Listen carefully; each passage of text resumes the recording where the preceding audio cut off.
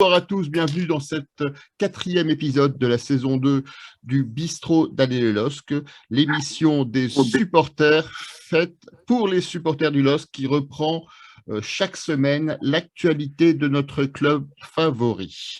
Au sommaire cette semaine, nous allons aborder l'actualité du club et tout d'abord revenir sur le match de Champions League à Salzbourg. Salzbourg, une histoire de penalty, mais pas que.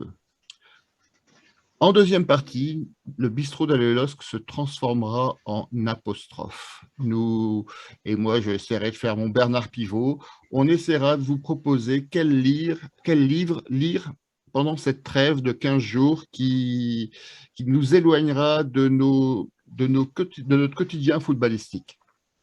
En troisième partie, nous reviendrons sur le dernier match de Ligue 1, sur le match Lille-Marseille. Lille-Marseille, un match référence pour la bande à Joss. Alors, pour réagir, nous avons cette semaine des piliers du bistrot. Alors, certains que vous connaissez bien, d'autres qui nous rejoignent après une certaine absence. On va accueillir Mickaël, qui nous rejoint après plusieurs semaines où il n'était pas venu. Bonsoir, Mickaël. Salut Franck, François, pardon. Ça va? Nous avons également Georges, qui est un habitué des lieux, un habitué du comptoir. Bonsoir Georges. Bonsoir à toutes et tous.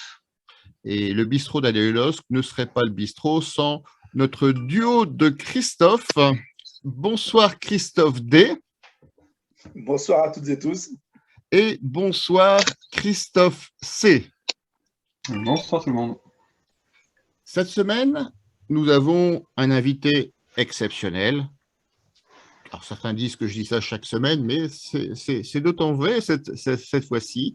Nous avons Maxime Poussé, que vous connaissez peut-être pas de visage, mais que vous connaissez très bien parce que vous le lisez régulièrement.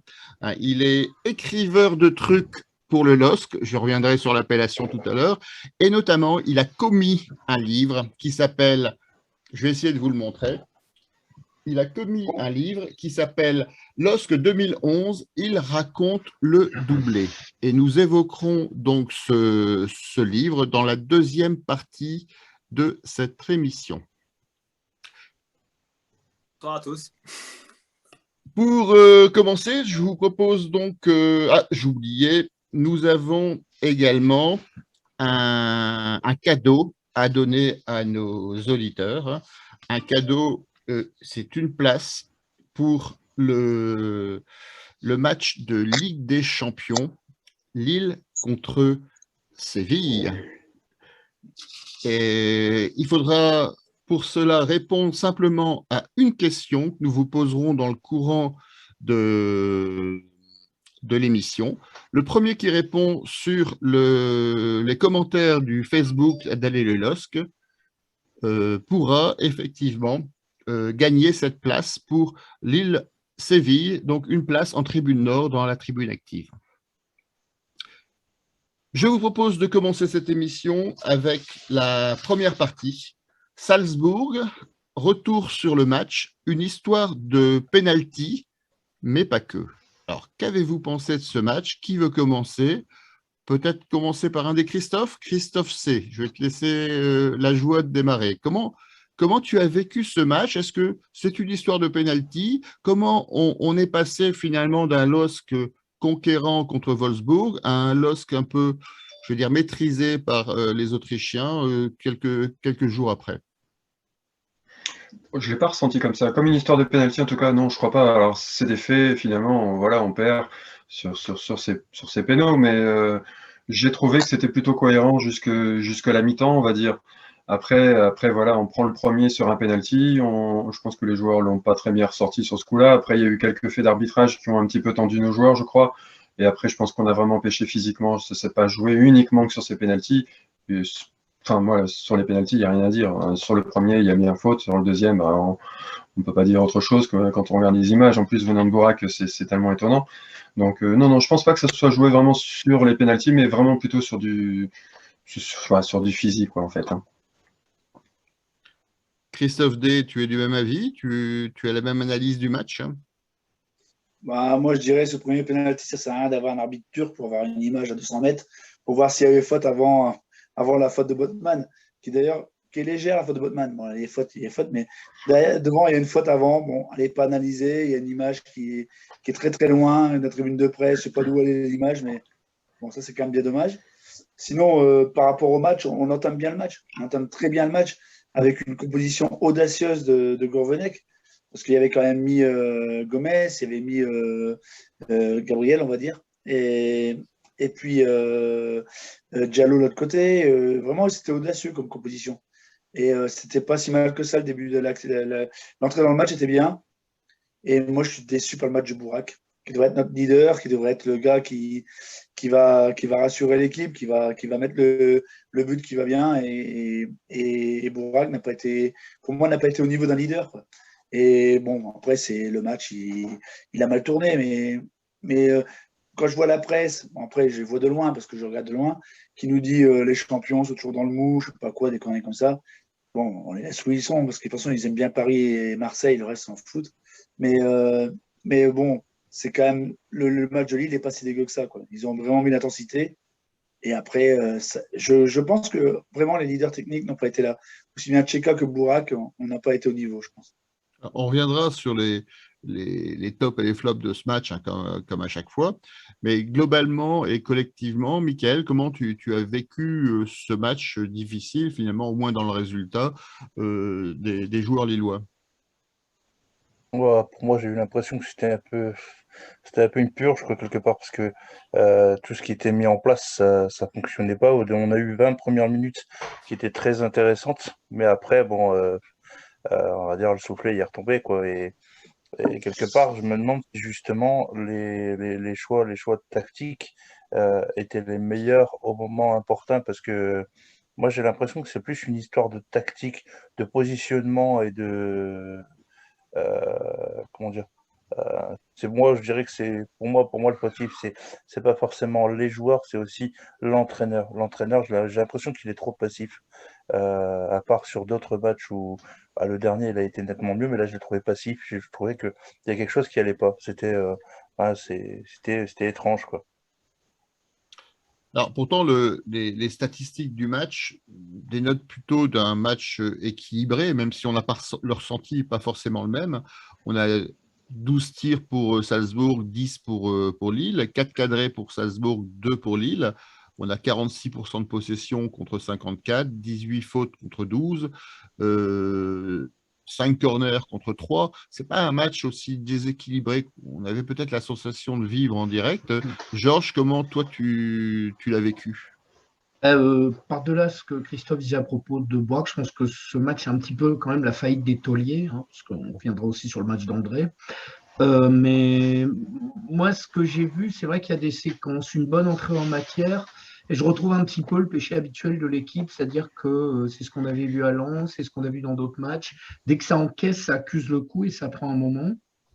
Et ce qui fait qu'après le premier but, alors pour le coup, il y a faute incontestable, hein, il y a un Lensois qui me rappelait que c'était un pénalty évident. Je lui dis évidemment que c'est un pénalty évident, c'est exactement la même faute qu'a fait Fofana sur Bamba. Donc, ouais, il y a pénalty. Pourrait revoir quand même la faute à l'origine, mais en tout cas, derrière, en termes de gestion, ça a été super compliqué. Et c'est vrai que tactiquement, il y a eu un truc un peu étrange parce que j'ai l'impression que les deux lignes du milieu d'attaque étaient très serrées et la défense était très en retrait, c'est-à-dire que ça laissait des pistes de lancement pour les flèches autrichiennes. Euh, qui en ont pas mal profité. Et je trouve que le seul moment où il y a eu un vrai rebond, c'est la rentrée, le triple changement, où là vraiment le 109 a apporté. Mais sur la fin de match, les Autrichiens sont mis en mode gestion et là j'ai l'impression que la baraque était fermée, quoi. Alors, Maxime, je crois savoir que tu as fait le déplacement avec les équipes de Lille parce que tu as couvert professionnellement le match de Youth League et le match de Ligue des Champions. Alors, ça permet de dire d'abord que tu fais un dur métier et que personne ne voudrait être à ta place, hein. Et ensuite, alors, surtout, tu as un témoin privilégié. comment tu vis finalement un déplacement comme ça? Comment le club le vit? Comment tu peux témoigner finalement de ce qui se passe dans ces occasions un peu particulières? Bah moi, pour ce match, en fait, pour ces matchs, du coup, c'est vrai que c'est une grosse journée, hein, parce qu'on s'enquille quand même 2 matchs dans la journée, donc 2 matchs dans lesquels il faut travailler. Donc bon, ça c'est une chose, hein, mais après ça reste un plaisir forcément aussi. Ce qui est rigolo, ou pas du coup, c'est que finalement ces 2 matchs se ressemblent beaucoup, hein, entre le match de la Youth League, je sais pas si tu as pu le voir parce qu'il a été diffusé, et le match des pros. En fait, le scénario a été vraiment le même pendant longtemps en fait, hein. C'est-à-dire on se prend un but, enfin on commence bien le match, on se prend un but, on se fait un peu avoir par le réalisme adverse, quoi. Et puis finalement, on se rend compte à la fin que on a perdu, mais que finalement, il n'y avait pas beaucoup de différence entre les deux équipes, sinon une sorte d'expérience justement de haut niveau, quoi, qu'on avait peut-être un peu moins que Salzbourg. Donc, ouais, du coup, une frustration aussi. Enfin, on l'a tous ressenti comme ça, forcément, hein. Mais moi, ce que je retiens surtout, enfin, de mon analyse là-dessus, c'est que finalement, il n'y a pas beaucoup de différence entre le LOSC et Salzbourg, et que toutes nos chances sont préservées, et qu'au match retour à domicile, on a nos chances de gagner. Et c'est ce qu'il faut retenir, je pense, c'est qu'on peut gagner au retour. Alors, moi, j'entends ce discours et je le partage. Je le partage. La seule chose où je suis un peu gêné, c'est que j'ai l'impression que depuis qu'on est en Coupe d'Europe depuis 2 ans, on a toujours ce ressenti après les matchs. C'est-à-dire qu'on a toujours l'impression de ne pas passer loin. Et à chaque fois, on se fait piéger finalement par le réalisme de l'adversaire, avec finalement, là en l'occurrence, on a Salzbourg qui visiblement est spécialiste pour obtenir des pénaltys. Je crois qu'ils en ont obtenu 6 en 2 matchs, si je ne dis pas de bêtises. Ouais, c'est ça, c'est Adeyemi justement, on était prévenu. Le joueur qui provoque le penalty au début du match, il en a provoqué 3 contre Séville. Et contre nous, juste avant de provoquer le premier penalty, il a aussi une faute dans la surface, enfin il cherche une faute. Donc c'est un joueur connu pour ça. Le matin même du match, il faisait une alerte là-dessus sur le danger de ce joueur qui provoquait des pénaltys, quoi. Donc on était prévenus en fait sur ce joueur. Après, je suis d'accord avec toi sur le fait qu'effectivement en Coupe d'Europe, on a souvent cette sensation. Et c'est pas que depuis 2 ans, ça fait plusieurs années. Je me souviens encore en 2012 avec Bate Borisov et encore après.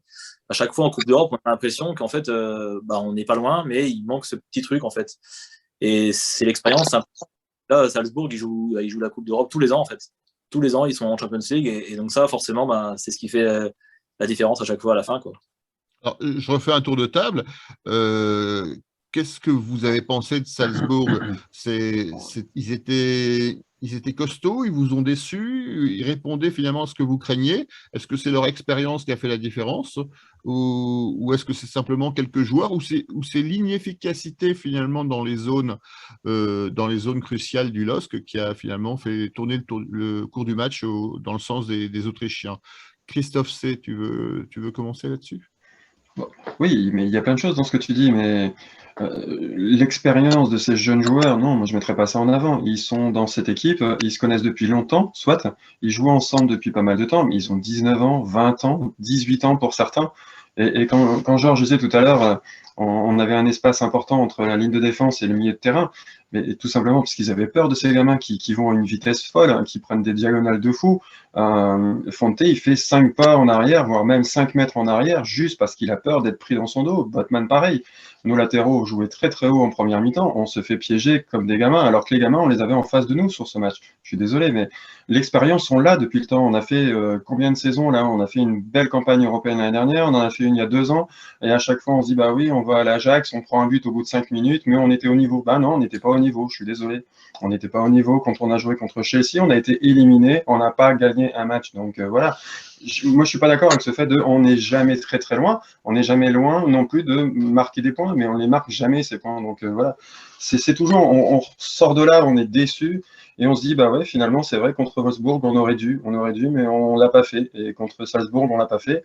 Alors il faudrait peut-être mettre ce qu'il faut sur la table et puis y aller, quoi. Quand on voit le match à Salzbourg de nos 2 attaquants et quand on voit celui qu'ils font contre Marseille, il y a un problème quelque part. C'est pas les mêmes mecs sur le terrain. Et il y a combien de jours d'écart? Il y a 5 jours d'écart. Je comprends pas. C'est autre chose que de l'investissement technique ou des fautes techniques comme on a pu le voir sur le match. Il y a autre chose. Donc pour toi, il y a une faillite de certains joueurs.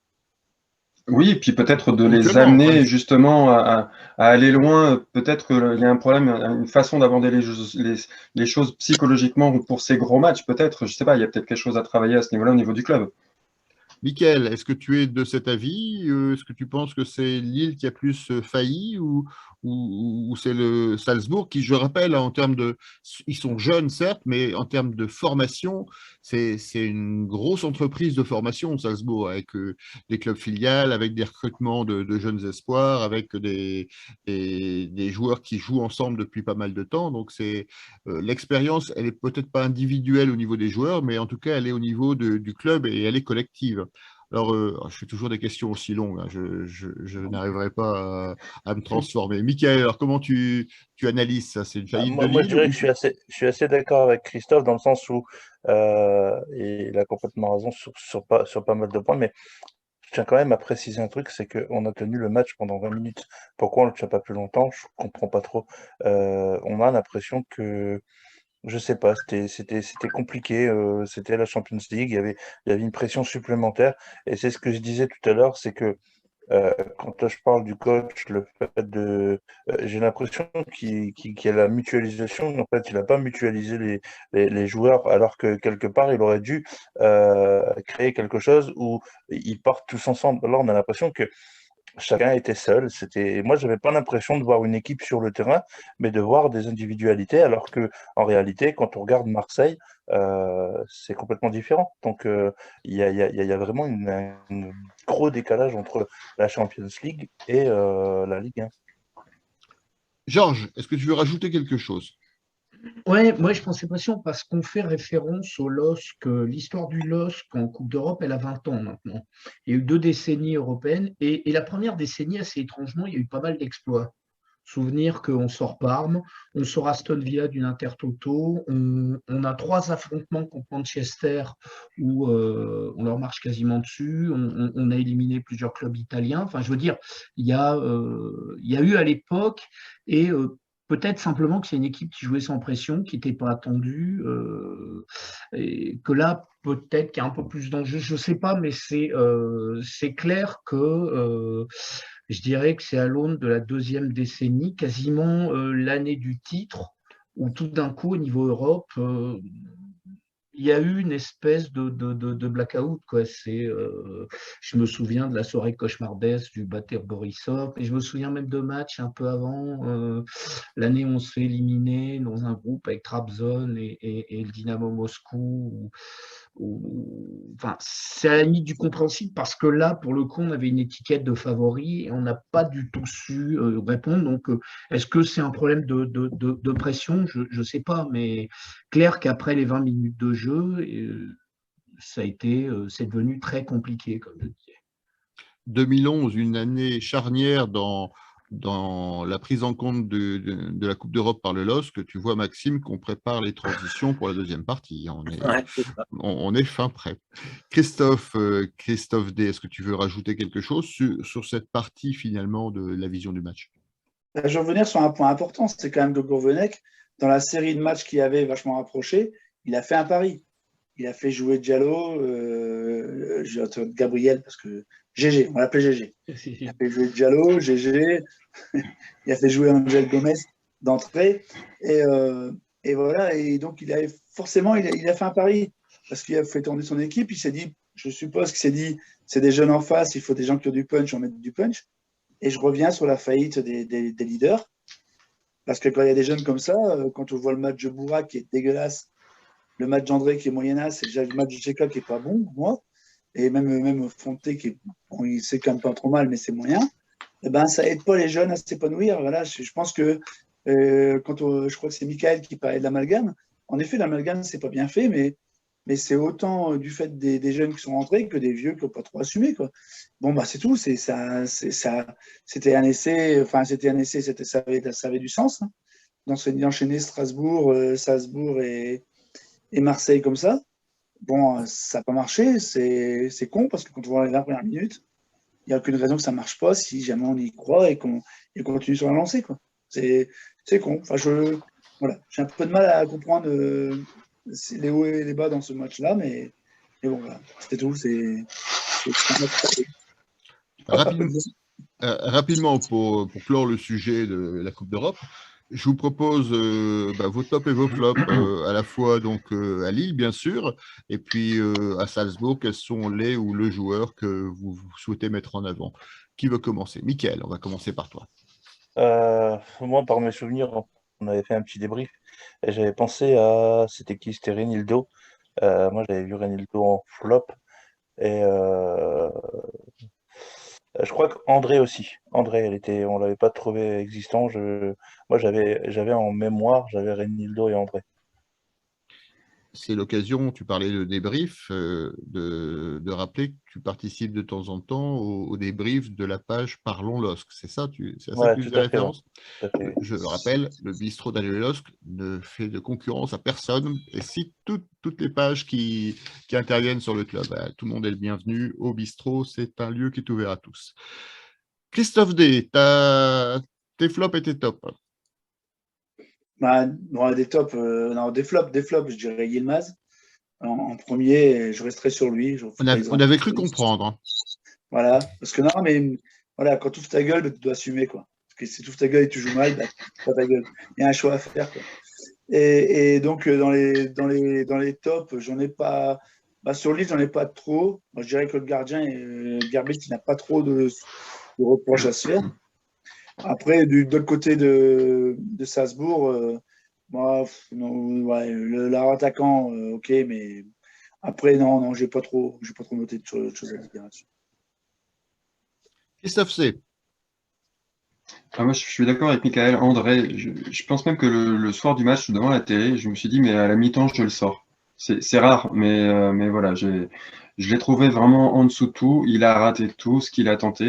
Enfin, voilà, c'est malheureux en même temps. Il a tout raté sur le même match, donc tant mieux. Mais voilà, c'est. Après, j'ai bien aimé leur milieu de terrain américain là, dont j'ai oublié le nom d'une semaine. Je suis désolé, mais le petit jeune au milieu là, j'ai bien aimé. Ouais. Ronson. Ça doit être ça. Ouais, Ronson, Monson, je sais pas quoi. Ouais. Un nom qui sonne pas américain, mais voilà. Georges, tu veux compléter avec ta sélection? Oui, on parlait de Benjamin André. Je l'avais jamais vu rater un match à Lille, quasiment. C'est chose faite. Non, parce que là, il a été. C'était l'anti-André sur le terrain, quoi. Ça devait être un jumeau, c'est pas possible. Qu'on l'a retrouvé à son niveau. Borak, parce que c'est vrai qu'on parlait des pénaltys que provoque Salzbourg. Là, pour le coup, le second, ils ont rien provoqué du tout. Il s'est chargé de tout. Non, et puis il a été pas très inspiré. Puis en troisième, c'est vrai qu'on avait abordé Renildo. Moi, je trouve que conjointement, les deux latéraux n'ont pas forcément assuré leur boulot de piston. Donc, voilà. Et des tops, j'ai envie de mettre les trois qui sont rentrés parce que c'est le seul moment où on a eu une espèce d'éclaircie, même si c'est tombé assez vite. Donc, il y avait Onana, je crois qu'il y a Bamba qui rentre et le dernier doit être. Non, non, je ne sais plus. Mais bon, les trois qui sont entrés parce que ça coïncide aussi au moment où ils ont su amener du 109. Ouais, je ne vais pas mettre Gribic parce que c'est vrai qu'il fait un match honnête, mais je me dis, pour le mettre en top, il aurait peut-être fallu qu'il sorte un des deux pénaltys pour nous laisser dans le truc, quoi. Donc, je ne le mettrai pas en pile, mais je ne le mettrai pas non plus en top. Je pense qu'il a fait un match sur lequel on ne peut rien lui reprocher, mais où il n'a pas non plus amené l'exploit qui nous a permis de rester dans le match. Maxime, je ne vais pas te poser la même question. Simplement, toi qui as côtoyé la Youth League et la Ligue des Champions donc cette semaine-là, quelle est l'équipe entre les plus âgés et les plus jeunes qui est sortie le plus déçue de ce déplacement de Salzbourg? C'est forcément les pros, parce qu'en fait, chez les jeunes, on savait qu'en face, c'était un très haut niveau. Ça, on le savait avant match. On savait que. En fait, il faut savoir que les jeunes de Salzbourg, en fait, alors je ne sais pas si ça a été beaucoup médiatisé, cette information.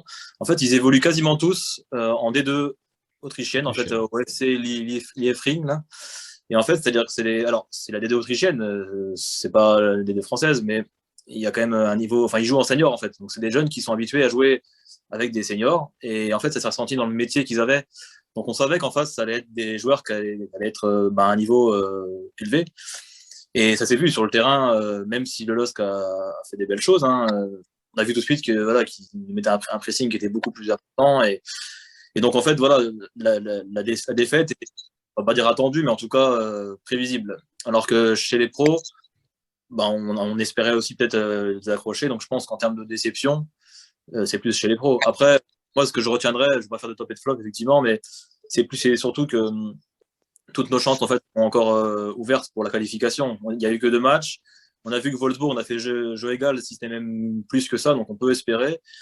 Et voilà, c'est un groupe qui est très ouvert, c'est une chance. C'est un groupe qui sera très serré, qui sera ouvert.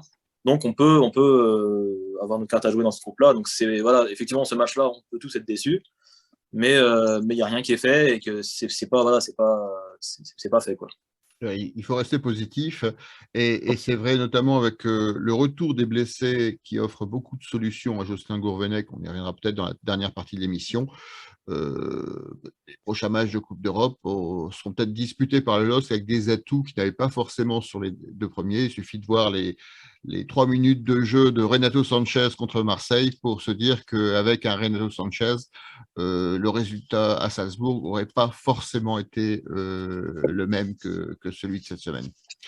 Avant de passer à la deuxième partie, je voulais terminer ce chapitre Coupe d'Europe pour vous signaler un événement malheureusement en marge de la Coupe d'Europe samedi prochain à 18h au stade du FC Centre.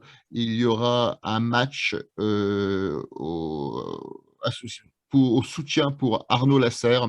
Arnaud Lasserre qui est un des supporters du LOSC qui a subi une agression à la sortie du match de Wolfsburg. Sa famille, le club de Centre, en fait, organise ce match pour soutien financier, pour organiser une collecte et pour donner à sa famille les bénéfices. Il est toujours dans le coma, les nouvelles ne sont pas excellentes, hein. Mais en tout cas, on voulait au Bistrot d'Allez LOSC s'associer à cette démarche, inviter tous les supporters ou toutes les personnes qui sont près de Centre à se rendre samedi après-midi pour soutenir cette famille et bien sûr on pense beaucoup à eux et on est fortement avec eux au Bistrot d'Allez LOSC. Je voulais donc terminer cette première partie et endosser mon costume de Bernard Pivot. Et je vous propose de passer donc dans le apostrophe du bistrot. Quel livre pour meubler la trêve? Donc, je vais vous donner un indice. Il est présent à l'écran. Alors, on a le plaisir de recevoir Maxime Pousset, que j'ai appelé tout à l'heure écriveur de trucs. J'ai paraphrasé un peu son profil de Twitter. Écriveur de trucs pour le LOSC, il est rédacteur pour le LOSC. Alors c'est vrai que c'est une appellation qui est très administrative. Moi j'aime bien mon néologisme écriveur de trucs. Je ne sais pas ce que tu en penses, Maxime.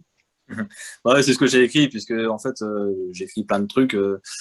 Donc du coup, je ne vais pas essayer de préciser sur quel support j'écris, donc je préfère rester large. Donc ça me va très bien. D'accord. Tu es au club depuis 2008, je pense, c'est ça? C'est ça, ouais. 2008, je suis arrivé la saison où Rudy Garcia est arrivé. Et donc c'est vrai qu'à l'époque c'était différent, il n'y avait pas Twitter, pas Facebook, il n'y avait pas de réseaux sociaux, il y avait seulement LOSC.fr, il y avait Golosk aussi, pour ceux qu'on connu, magazine vendu en kiosque, il y avait LOSC Tribune, c'était un programme de match. Il y avait aussi LOSC Insider, c'était moins connu, mais c'était plus un support économique. Enfin voilà, il y a eu depuis ces 13 ans, il y a eu beaucoup de supports écrits différents, donc j'ai participé à tous. Voilà. Voilà, vous ne connaissiez peut-être pas son visage, mais vous avez lu souvent sa plume, donc maintenant vous savez qui se cache derrière ce stylo. Alors tu as commis un livre qui est sorti juste après le titre, qui s'appelle LOSC 2011, il raconte le doublé, donc je vais le remontrer pour ceux qui ne l'auraient pas vu. Alors si vous cherchez un cadeau de Noël pour un supporter du LOSC, voire même un amateur de foot, hein, parce qu'on dit souvent que dans la vie, il y a 2 types de supporters. Il y a les supporters du LOSC et ceux qui souhaitent le devenir. Donc, quel que soit le type de supporter, je crois que ce bouquin est tout à fait adapté. Alors, il est concis, c'est toute une série de témoignages d'anciens joueurs, de personnes proches du club, de journalistes, un travail finalement de synthèse, si je traduis ça, d'énormément de documents, avec énormément de photos. Enfin, c'est vraiment un bel ouvrage en tout cas. Comment tu es venu finalement à avoir l'idée de faire ce bouquin, Maxime? Déjà parce qu'on fêtait les 10 ans du doublé, donc j'avais eu l'idée vraiment de pouvoir marquer le coup avec ça. Et aussi, en fait, en discutant avec plein de supporters, en fait, je me suis rendu compte que quand on reparlait de la saison 2010-2011, on a tendance souvent à la résumer à un match ou deux. Ça va être la finale de la Coupe de France, le match au parc du titre, ou le match à Marseille ou à Saint-Etienne. Et voilà, on allait rester là-dessus, en fait. Et tout le reste, et pourtant, il s'est passé plein de choses. Tout le reste, on a tendance un peu à l'oublier ou ça commençait à s'éroder, en fait. Et voilà, l'idée, c'était vraiment de laisser une trace, en fait, de cette saison qui a été très belle et très riche, et pas forcément toujours positive. Il y a eu des moments moins faciles dans la saison, notamment au début. Donc voilà, c'était aussi l'idée de demander aux joueurs 10 ans après, avec leur expérience de 10 ans, ce qu'ils recevaient de ça. C'est pour ça que j'ai commencé ce projet. Alors, tu l'as adapté en dernière minute avec le nouveau titre, parce que dedans, il y a aussi des témoignages finalement de personnes qui ont vécu finalement le titre 2021 et c'est rajouté en pastille. Donc ça a été une décision de dernière minute, j'imagine. Alors ouais, dès le départ, en fait, j'avais commencé parce que je m'étais rendu compte qu'il y avait plein de points communs en fait entre la saison 2010-2011 et 2020-21. Notamment, un point commun incroyable, c'est qu'on se fait éliminer par une équipe hollandaise au même stade de la même compétition, quasiment à la même date, en fait, 10 ans après. Et bon, après, il y a aussi des points communs qui sont un peu plus tirés par les cheveux, hein, mais il y a plein de points communs, en fait, vraiment de tout ordre. Et pourtant, ça n'a rien à voir, c'est pas la même équipe, c'est pas le même système tactique, c'est plus le même football. Mais il y avait des points communs, et donc j'ai voulu à chaque chapitre, puisque j'ai vraiment coupé la saison en plusieurs chapitres, à chaque fois revenir sur un point commun du chapitre en question avec la saison dernière, quoi. Alors, c'est très chronologique, hein. C'est vrai que ça part finalement des matchs de préparation jusqu'au triple saut du dernier match à Rennes, hein, donc le triplé de Moussa Sow donc, à ce dernier match. Ça reprend vraiment beaucoup de témoignages, hein. C'est nous qui avons vécu ce titre, ça nous remet vraiment dans cette ambiance et c'est vraiment bien fait. Alors, parmi les piliers, je ne pense pas que vous l'ayez déjà lu. Est-ce que ce qu'on vous dit vous donne envie de l'acheter, ce bouquin? Christophe C., toi qui es un grand lecteur, je sais. Ah oui, alors je lis beaucoup. Alors je m'excuse auprès de Maxime, je ne l'ai pas encore. Par contre, c'est promis, je vais aller le chercher. Alors là, sans souci, je vais y prendre un grand plaisir, je suis sûr, d'autant plus que je viens d'apprendre qu'il y avait beaucoup de photos. Et ça, c'est des trucs importants parce que les matchs, à la limite, on les a encore en tête. On sait contre qui on a joué. Je serais encore capable de dire les 3 premiers du championnat. L'équipe de Lyon qui était fantastique, l'équipe de Lille qui était une des plus belles qu'on ait jamais eues. Mais les images comme ça, avoir le support à la maison, c'est un truc qu'il faut avoir dans sa bibliothèque. Ça, alors là, ça, j'en suis convaincu. Après, voilà, je pourrais pas en dire beaucoup plus puisque forcément je l'ai pas lu.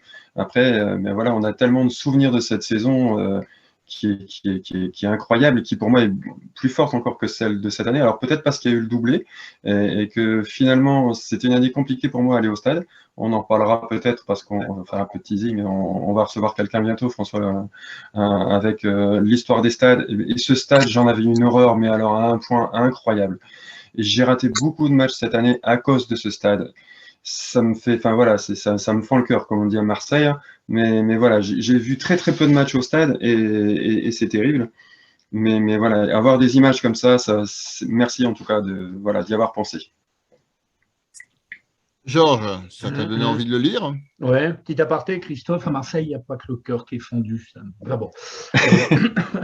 Ouais, bah moi, ça fait 8 ans que j'essaie de finir Proust, donc après, j'ai envie de m'y attaquer, mais surtout, ce qui m'intéresse dans le bouquin, c'est vrai qu'il évoquait ça, ce qui me parle, c'est qu'en effet, on est resté sur quelques matchs références, et notamment les matchs du printemps, donc les 2 matchs qui sont quasiment succédés contre Paris, hein, le Stade de France pour la Coupe, et je crois qu'on jouait la semaine suivante le match du titre, ou c'est 15 jours après, mais c'était très rapproché.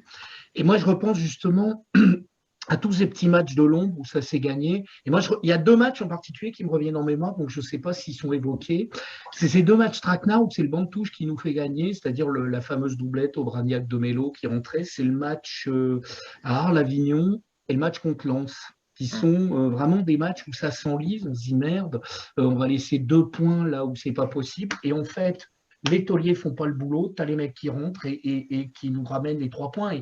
Et le titre, c'est là aussi, je me souviens, de Mélo au Bragnac qui jouait peu, ils l'ont gagné aussi sur ces matchs-là, quoi. Maxime, je te laisse répondre. En fait, c'est carrément ça, en fait, tu as tout bien résumé. Alors, on pourrait aussi rajouter Pierre Lafro, qui a marqué beaucoup de buts cette saison-là, en fait. Oui. C'était les 3. Et ça, justement, Tullio me l'a expliqué, en fait, parce que du coup, j'ai eu tous les joueurs. Il faut savoir que j'ai interviewé tous les joueurs de cette génération. Et en fait, Tullio m'expliquait qu'en fait, l'adversaire, quand il affrontait le LOSC, il préparait, en fait, il bossait à fond le trio magique, hein, on va dire, donc c'est So, Hazard, Gervinho. Il préparait vraiment un plan contre ces trois-là. Et puis il se disait, bon, bah, en fin de match, si De Melo rentre, faites attention au ballon aérien, quoi. Et c'est tout, il s'arrêtait là, quoi, dans l'analyse de l'adversaire. Et en général, voilà, c'est ce qui se passait, c'est que finalement, quand on voyait que ça s'embourbait, que ça ne marchait pas, on faisait rentrer Obraniak, Fro, De Melo, qui avait un style de jeu complètement différent des trois autres, qui avait d'ailleurs, les trois autres avaient vraiment usé la défense auparavant. Et là, ces trois-là rentraient et venaient finir le travail, quoi. Et je sais que tous les joueurs, tous sans exception, m'ont vraiment insisté sur l'importance du collectif, quoi. Même sur d'autres joueurs qui ont un peu moins joué, comme Steph Dumont, comme David Rosenal, qui ont eu vraiment, qui ont été toujours dans l'esprit et qui n'ont pas été dans la jalousie de moins jouer, qui ont tout le temps été, qui ont aidé l'équipe. Et c'est pour ça qu'on a cherché le titre cette saison-là, c'est parce qu'en fait, le groupe était vraiment soudé, quoi. Alors, quand on reprend les remerciements en fin de livre, on s'aperçoit vraiment que c'est presque une œuvre collective, hein, parce que tu as puisé dans les médias du LOSC, que tu as puisé tes sources auprès des différents sites internet. Bon, il en manque un dedans, je suis un peu déçu, mais bon, c'est pas grave, je t'en voudrais pas.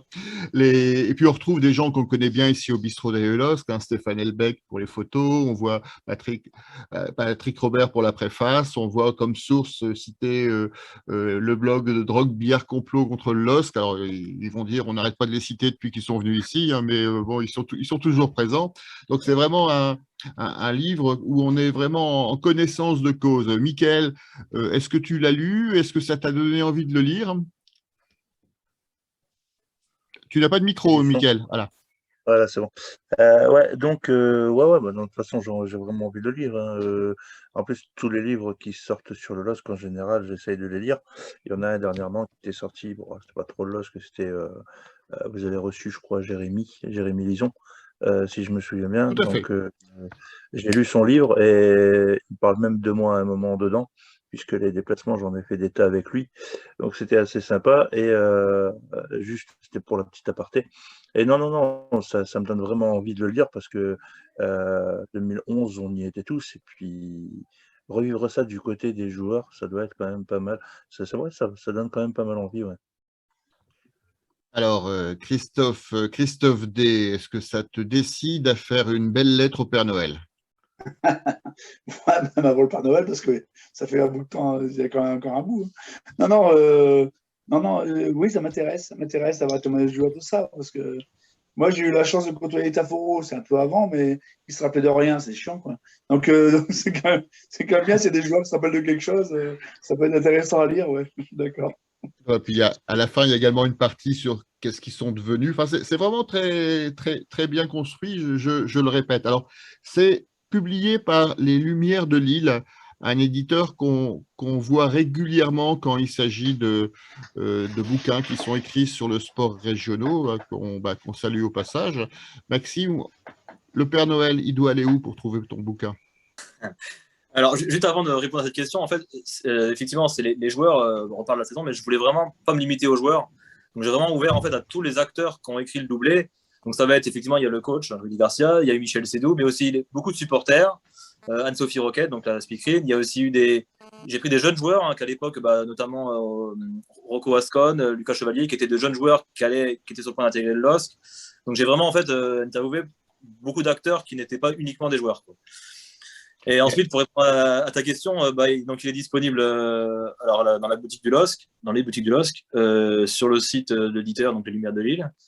Il est aussi au Furet, Cultura, et il est aussi sur Amazon, il me semble. Il y a aussi, quoi. Voilà. Il y a aussi d'ailleurs une interview, ou du moins une réaction de journalistes, et notamment Gaël Laurent, qui nous écoute de temps en temps. Alors, on lui fait une grosse bise au passage. Donc, c'était le message personnel. Est-ce que tu veux rajouter quelque chose, Maxime, sur le livre, ou on passe à la partie suivante, hein? Non, juste dire que moi, j'ai pris beaucoup de plaisir à l'écrire, vraiment, parce que moi, je l'ai vécu de l'intérieur à l'époque, et les joueurs ont aussi tous pris plaisir à reparler de ça avec moi. C'était assez rigolo, justement. Moi, on va prendre un joueur comme Eden Hazard, qui avait à l'époque 21 ans.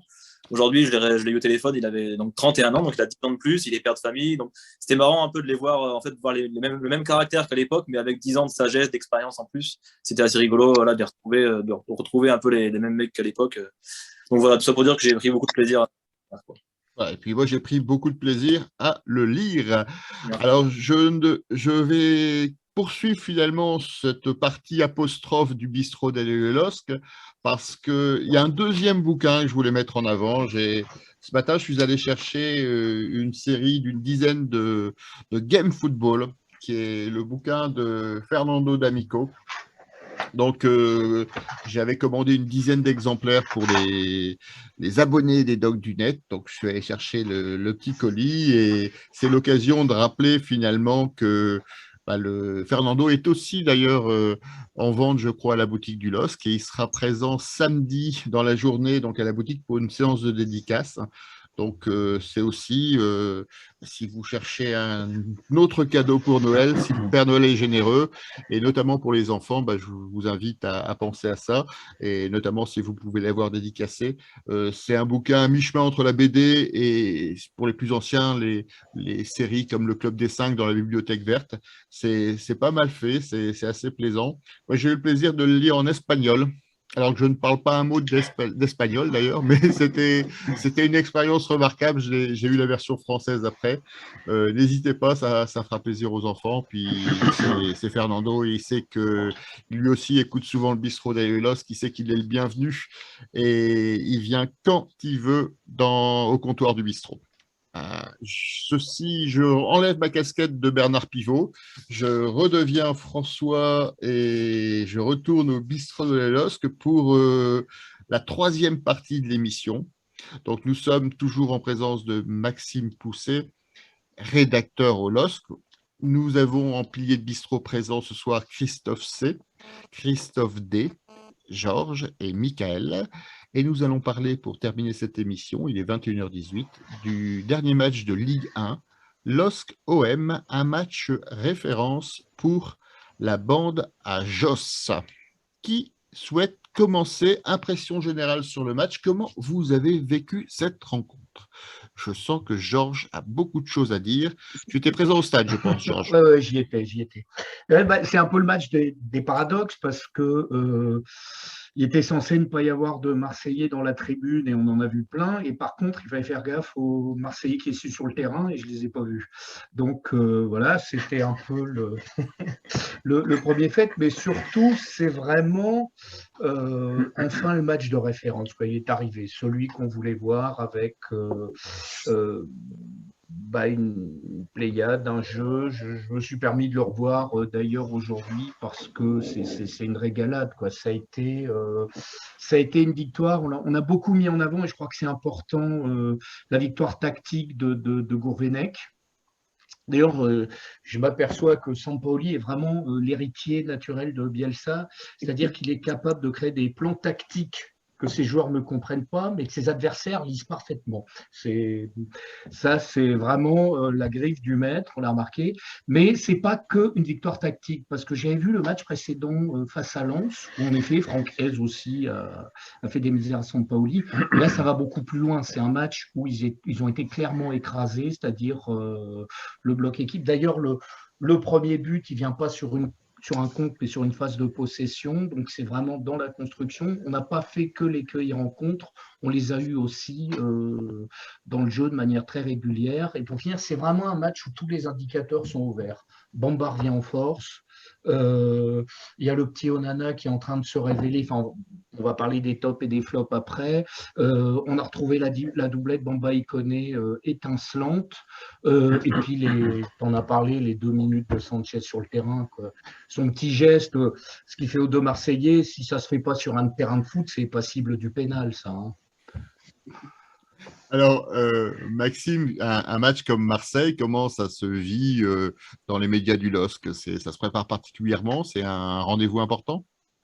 C'est un match important, bien sûr. Après, c'est sûr que là, pour la préparation, c'est tous les 3 jours, donc on a beaucoup enchaîné. On était à peine revenu de Salzbourg, il fallait déjà se basculer sur Marseille.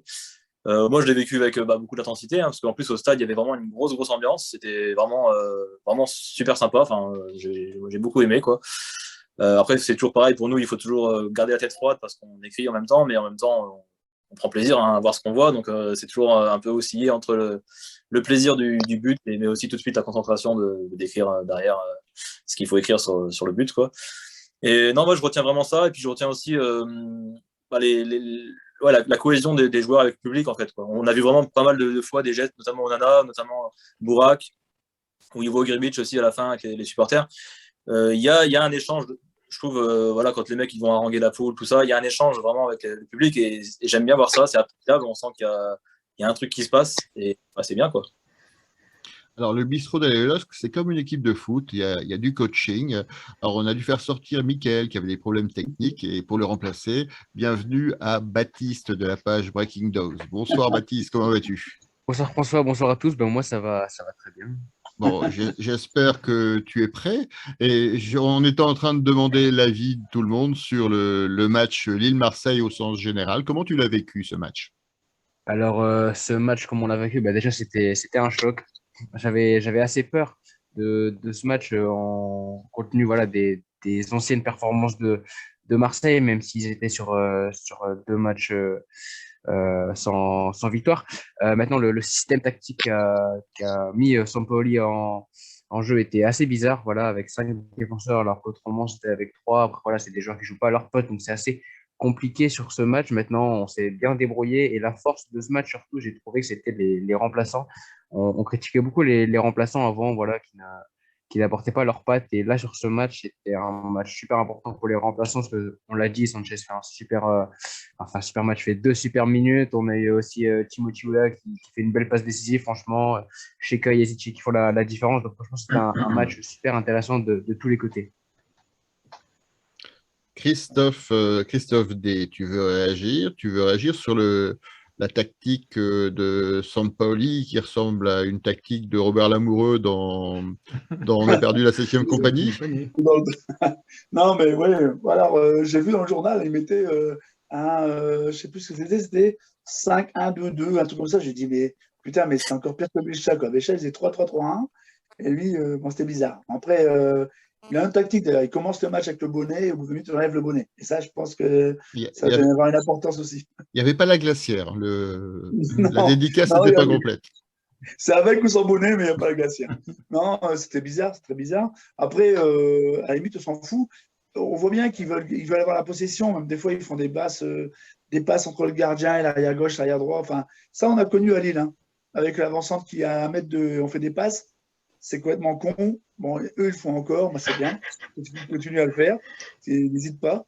Et après, moi, je dirais, on a marché sur Marseille, quoi. C'était vraiment. Après, pour le coup, j'ai regardé les stats parce que moi, je ne suis pas du tout un fan de stats. Je regarde un match comme je le ressens. J'ai ressenti qu'on avait marché toujours dessus. Les stats, elles sont quasiment équilibrées. Donc, les stats ne veulent pas dire grand-chose dans ce genre de match parce que franchement, on leur a marché dessus tout le temps. Et moi, j'avais juste peur d'une connerie, un truc à la con, penalty, parce que Botman, il aurait effleuré, je ne sais pas qui. Mais là, bon, c'est à passer parce qu'on a quand même 2 poteaux. On a, comme on disait, les remplaçants qui sont rentrés, qui étaient très bons. Le coaching de Gourvenec qui est très bien aussi. Quand il voit qu'à la mi-temps, et il va y avoir un carton rouge, il change l'arrière gauche. Ça, c'est bien. C'est plutôt intelligent. Non, c'était bien. C'était vraiment un match plein, un match intéressant. Et bon, franchement, c'était vraiment super. D'ailleurs, j'ai encore la voix cassée du match de dimanche. J'entends ça, je ne voulais pas te le faire remarquer. Tu parlais de stats équilibrées, c'est vrai qu'on a par exemple 12 tirs pour Lille, 10 pour Marseille, même si on n'a pas cette sensation visuellement, on a l'impression que Marseille ne tirait pas beaucoup au but. Il y a tir. Hein. Oui, 5 tirs cadrés et 3 pour Marseille. Alors, 36% de possession et 64 pour Marseille. Donc, visiblement, on les a laissés jouer, quoi, mais il restait très. C'est pas 46-54 36-64, c'est ce que j'ai. Ah bon? C'est pas ce que j'avais. 10 fautes contre 13, donc 2 cartons jaunes contre 1 carton rouge pour Marseille. 5 hors-jeu pour Lille, j'ai failli dire pour Bourak, et 1 pour Marseille, et 3 corners contre 5. Christophe C, comment tu analyses ce match globalement dans les grandes masses? Moi, je voudrais d'abord citer un joueur qu'on n'a pas cité ce soir encore, c'est Ikoné. Je pense qu'il a fait sans doute sa meilleure prestation de l'année. Alors, on a cité Bamba tout à l'heure, c'était son retour. Mais je pense que Ikoné, c'était son grand retour aussi, parce qu'on ne l'avait pas vu à ce niveau-là depuis tellement longtemps que ça fait plaisir à voir. Un petit peu comme Baptiste disait pour Sanchez, on était juste devant, on n'était pas loin. Quand on le voit faire ce petit pont et le sourire derrière quand il reprend le ballon, enfin, c'est un bonheur, un plaisir tellement fort que voilà. Bon, je pense qu'on en a pris autant que lui, mais je pense que lui, il a ressenti vraiment différemment. Après, analyser le match, c'est compliqué. Enfin, j'ai ressorti ma petite feuille parce qu'on prépare quand même. Hein, donc, la semaine dernière, j'avais noté pour l'équipe de l'OM des points forts et des points faibles. Les points faibles, j'avais noté beaucoup de nervosité. Donc déjà, le match contre Lens, là, on est en plein dedans encore contre Lille. Enfin, quand on voit encore la réaction de leur entraîneur, je pense qu'il a même pris un avertissement, peut-être même un carton. Mais enfin, voilà, je vois pas comment ça va finir pour ce garçon. Perdu sur le terrain. Voilà, et c'est encore une fois le match de Lens, le match de Lille, c'est compliqué pour eux, et j'ai peur pour eux pour la fin de saison, mais bon, même si ça les regarde. Et j'avais noté également qu'ils avaient eu beaucoup d'occasions, alors ce qui n'a pas été vraiment le cas, en tout cas, j'ai pas eu peur dans ce match, bizarrement, à part le fait, comme on disait, une petite faute à la con, voilà, un accrochage, ça tombe et ça siffle, forcément, avec la VAR, au moins de contact, ça siffle, donc voilà, et c'est jamais pour nous. Mais j'avais peur de ça, mais sinon, il n'y a pas eu une occasion qui m'a fait dire, bah tiens, on va en prendre un. Jamais, jamais, jamais, jamais. J'ai même pas eu peur pour Gerbic parce que vraiment, j'ai pas ressenti d'appréhension sur les frappes, les choses comme ça. Alors, on a beau dire, oui, bah, ça a été partagé les occasions. Ben non, ça n'a pas été partagé parce que nous, on les a mises. Donc voilà, tout est dit. Voilà, on n'a pas été très réaliste, parce qu'on en a mis 2, mais c'est vrai qu'on n'a pas eu beaucoup de chance Oui, avec mais 2 voilà, poteaux. on a mis. En tout cas, elles sont là et le jeu était présent. Enfin, s'il y a 3-4 buts de plus, ils ne peuvent être que pour nous sur ce match. Alors, je vous propose, on a déjà commencé à évoquer un peu le sujet. Je vous propose de me faire vos tops et vos flops sur ce match. Bah, Christophe C, tu parlais d'Ikoné. Est-ce que tu as d'autres joueurs que tu voudrais mettre en avant? Oui, il y en a un qui a fait un gros match. Alors, bizarrement, il a été très mauvais contre Salzbourg. En tout cas, je me permets de le juger parce que je suis quand même son premier supporter. J'ai trouvé le match de Jonathan David. Il a fait une très grosse prestation. Alors, c'est bizarre parce que c'est un joueur qui s'appuie beaucoup sur son physique et en 4 jours de temps, je l'ai trouvé tellement changé. Enfin voilà, c'est pour ça que je disais tout à l'heure, il n'y a pas que voilà, il doit avoir un autre problème derrière. Mais vraiment, je voudrais mettre en avant sa prestation et il connaît effectivement. Après, la défense, ça, voilà. Renedo, il passe au travers dès le départ, il prend une faute, il prend un carton et son match, il est terminé de toute façon. Donc voilà pour le flop. Après, à Marseille, ouais, non, j'ai rien à sortir. Après, globalement, il y a un élément qui a changé par rapport au match de Salzbourg et au match précédent, c'est qu'avec le retour des blessés, avec Bamba qui revient, avec Weah qui est déjà revenu, mais qui prend de plus en plus de place sur l'attaque, avec Renato Sanchez qui s'annonce un plaisir à voir régulièrement. On a aussi l'impression maintenant que que Jocelyn Gourvenec n'est plus Bourak dépendant, entre guillemets. Il a beaucoup plus de solutions, et notamment sur son coaching. Et ça permet justement de libérer peut-être des joueurs comme Jonathan David ou Timothy Weah. Alors, qu'est-ce que vous en pensez? Quel est votre top et flop? Alors, Christophe D. Moi, le top, je mettrais quasiment tout le monde, sauf Renildo et Bourak. Parce que pour moi, Bourak, alors, il va revenir, mais il est dans une mauvaise passe. Ça fait un mois qu'il n'est pas bien, quoi. Et je pense que si on met Weah contre Marseille, ça fait 5-0. J'ai même pas de doute là-dessus. Donc, bon, c'est tout. Ça va revenir. Ça, c'est vraiment le top et flop, ça va vite. Et à Marseille, j'ai pas trop de top, en fait. J'ai même pas des flops, je sais pas trop. Non, franchement, Marseille, je connaissais pas trop cette équipe depuis qu'ils ont mis plein de recrues. Mais j'ai pas trouvé de joueurs qui prenaient le match en main. Ils étaient un peu perdus, je trouve, sur le terrain. C'était un peu. Il y avait Guendouzi qui essayait de bouger, mais c'était pas très concluant. Bon, bref. Donc, du côté de Lille, bon, bah, ce qu'on peut féliciter, c'est l'entrée des joueurs, tous les remplaçants, de Gabriel Gudmundsson à j'espère que c'est bon, aux trois qui sont entrés, Teka, Weah et puis Sanchez pour la fin qui a été monstrueux, quoi. Interrogation, tu seras jugé par les auditeurs. Ok. Mais non, mais c'était vraiment super, un super kiff, un des meilleurs matchs qu'on a vu à Pierre-Mauroy. Il s'appelle comme ça le stade, je vous rappelle. Georges, est-ce que tu veux rajouter quelque chose? Toi qui étais en tribune sud, je pense, donc il y avait un angle de vision différent du nôtre. Non, j'étais en tribune nord et le même angle. Ah, non, non. On prend quand même ton avis. Moi, il y en a deux que je veux vraiment mettre en avant. C'est vrai qu'il les a tous cités, mais il y en a un qui n'a pas encore été cité. Mais putain, ce petit, aller loin, c'est Onana, quoi.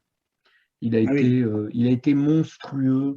Et alors, il a tout. C'est le grand échassier. Alors, on se souvient, on en a eu beaucoup des grands comme ça à Lille, qui étaient souvent des joueurs un petit peu pâteaux, lui, il est très précis, il est technique, il est vif. Je pense qu'on en tient un très bon là. Et vraiment, le match d'Onana est une référence. Et à sa sortie, on a retrouvé du Benjamin André masterclass. Je pense à toute la séquence qui se ponctue d'ailleurs par les deux poteaux. Il leur a marché dessus, quoi. C'est hallucinant. C'était un mur. C'était le mur André. Il était absolument impassable. Et évidemment, il y a le doublé qui fait que David est aussi. Mais c'est vrai qu'on peut tous les citer. Surtout, je pense qu'il n'y a pas de flop. Et comme dit Christophe, en effet, il y a peut-être un ou deux joueurs qui étaient un petit peu en dessous. Et je veux dire, ces deux joueurs, ça reste du 5-6 pour la notation équipe, selon moi. C'est-à-dire, ils ont fait un match de bon à moyen. Et côté marseillais, petit peu rongier sur le début de match, mais surtout le gros flop, on en a parlé, mais Sampaoli avec sa tactique, c'est l'entraîneur de Révolution, et je voudrais citer une référence au cinéma que tu dois connaître, qui disait: où il y a révolution, il y a confusion, et où il y a confusion, un type qui sait exactement ce qu'il veut a toutes les chances de l'obtenir. Voilà, et c'est Gourvenek savait exactement ce qu'il voulait. Tu vois, c'est le film. Pas tout à fait, mais j'ai quelques doutes, j'ai quelques indices, mais je ne donnerai pas la réponse en direct, je ne veux pas avoir l'air ridicule.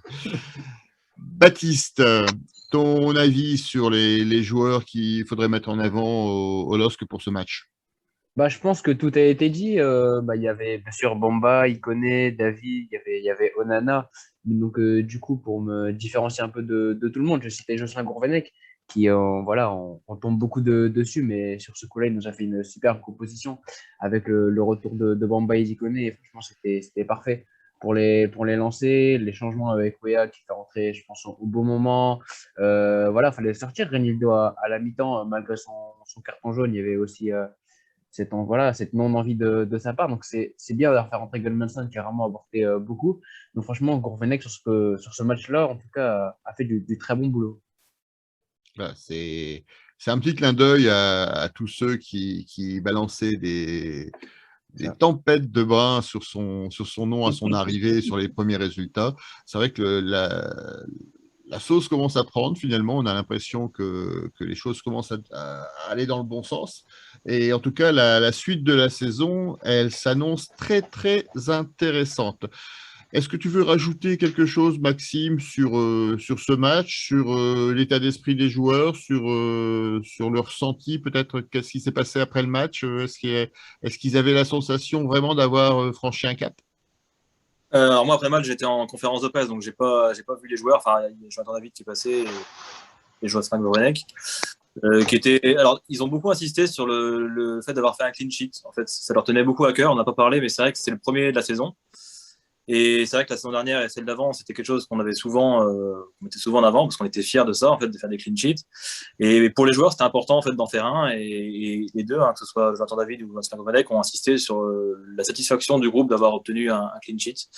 Après, moi, ce que je retiens surtout, c'est en fait un retour au classement intéressant. On revient autour de l'OM. On n'est plus très loin de Lens, de deuxième. Bon, le PSG a pris un peu d'avance, mais ce que je veux dire, c'est que le début de saison qu'on aurait pu présenter comme raté, aujourd'hui est quasiment effacé. On vient à la hauteur de Marseille, qui est considérée comme une équipe de saison. Donc voilà, maintenant, j'espère que tout se passera bien pour la suite, mais on peut considérer qu'on peut, en tout cas, on peut être enthousiaste. Et puis on le rappelle, on a repris 3 points au Paris Saint-Germain, donc la course au titre est relancée. Voilà, nous avons fait le tour. Alors, de l'actualité cette semaine, donc après cette analyse du match de Marseille. Donc c'est la trêve internationale, donc il n'y aura pas de concours de pronostic ou d'analyse du prochain match. Moi, je voulais remercier Maxime d'être venu finalement témoigner de cette semaine lilloise et de venir nous présenter son livre. Donc merci Maxime. Merci à Christophe C. Merci à Christophe D, merci à Georges, merci à Mickaël qui a dû nous laisser pour des problèmes techniques et merci à Baptiste qui l'a remplacé au pied levé. La semaine prochaine, nous avons donc toujours la trêve et nous aurons une émission spéciale formation du LOSC avec un invité encore exceptionnel, il s'agit de Jean-Michel Vandamme. Donc on se retrouve la semaine prochaine pour un nouveau bistrot d'Aller le LOSC, saison 5, numéro 5, saison 2. Je vous souhaite une très bonne semaine et en attendant, allez le LOSC.